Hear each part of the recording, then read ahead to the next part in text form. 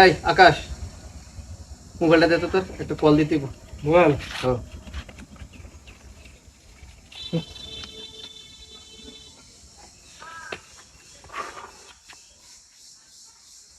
Hello. হ্যাঁ হ্যাঁ হ্যাঁ হ্যাঁ, আচ্ছা ঠিক আছে। হ্যাঁ আচ্ছা আচ্ছা। তাই বিভিন্ন জায়গা নাকি? হ্যাঁ যাইলাম।